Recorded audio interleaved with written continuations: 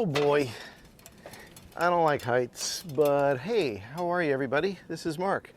Before this video starts, please take a minute to subscribe and let me know what your thoughts are. Write something in the comments. You can even like it if you had to.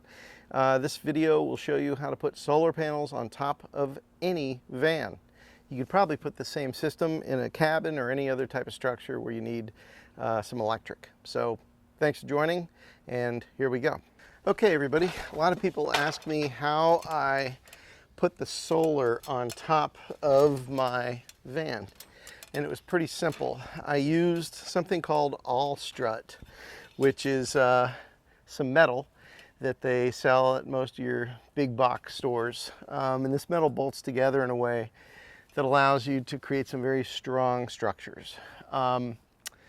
Best way I can kind of explain it is I built a sled, like a snow sled, but it's for the top of the van, and Unistrut has these holes in the metal that allows you to bolt directly to the van. So in this particular case, I've bolted this sled for the solar panels directly to the van. There are 6 holes that I think they're 3/8 that drilled into the van prior to the build out, and I bolted them down, used not only stainless steel bolts, washers and lock washers, but I also went ahead and put in some things on the van that would prevent water from entering the van. So after probably, let's see, I got it with 19,000, it just turned 82.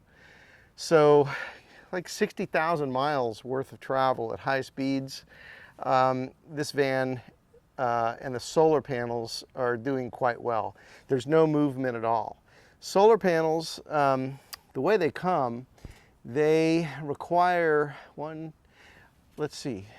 8, so they require 8 screws to bolt down to the roof of a vehicle. Well, I've got 4 panels. That's a ton of holes that I'd have to worry about.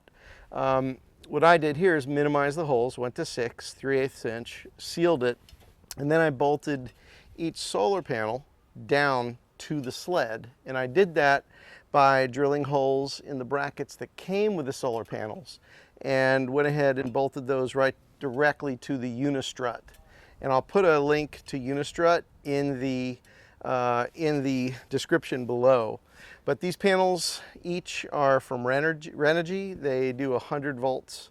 So there's 400 volts coming into the van. I'll probably end up doing another video on how I actually hooked up the solar panels to the solar controller, to the battery bank, to a inverter. And that's how I get my power in the van. Anyway, it's hot. I'm afraid everything's going to heat up very quickly, including that camera, which I'm most worried about.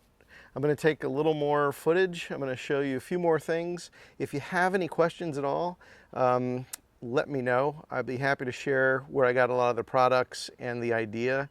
The idea basically came from here. I did have help putting this up on the van. I built it on the ground. I bolted it all together, and then we lifted it, kind of like a Roman guardsman or something carrying around the emperor or whatever they carry around. They basically put these guys on a little thing you hoist. It's, let's see, maybe like a stretcher. I think probably that's the best term, and move the whole thing to the top of the van.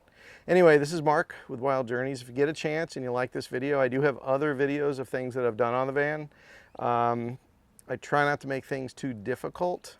Anybody can do this with a little knowledge and a little courage to make some mistakes. It's fine. It's a piece of metal, and as long as you don't destroy the engine and you drive it like a baby, everything else can be fixed. Anyway, again, this is Wild Journeys. This is a van video, a little different than the normal stuff I do, but I keep getting these questions about the solar panels. That's about it. So thanks for joining me, and that is how I put the solar panels on top of my van.